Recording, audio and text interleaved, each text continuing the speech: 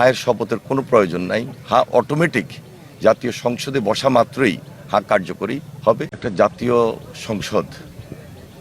সংসদ নির্বাচন হয়েছে, সংসদের শপথ হয়েছে, আমরা শপথ নিয়েছি।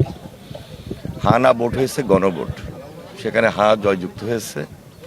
খুব স্বাভাবিক কারণেই পার্লামেন্টে বিলটা রেজ হবে। হায়ের শপথের কোনো প্রয়োজন নাই। অটোমেটিক জাতীয় সংসদে বসা মাত্রই কার্যকরী হবে এবং এটাই জুলাই জাতীয় সনদ।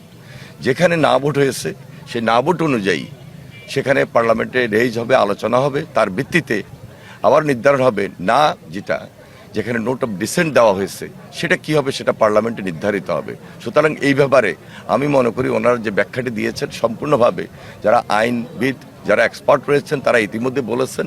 সুতরাং একটু জানা দরকার, সুন্দরভাবে বলা দরকার এবং গ্রহণযোগ্য, বিশ্বাসযোগ্য যে সিদ্ধান্তটি জনসাধারণ দিয়েছেন ভোট, সেটি অটোমেটিক নির্ধারক অনুযায়ী দায়িত্বশীল অবস্থান থেকে পার্লামেন্টে রেজ করার মধ্য দিয়ে সেটি কার্যকরী হবে।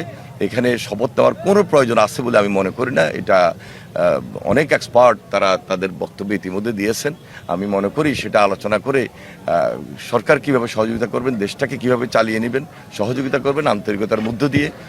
পথ ভিন্ন থাকতে পারে, সব ইস্যুতে বিরোধিতা করবো, আমার সেই বিরোধিতা থেকে পিছিয়ে এসে আমার মনে হয় দেশটার জন্য, দেশটা গড়ার জন্য সবাই মিলে কাজ করি, সেখানে সবার আন্তরিকতা প্রয়োজন।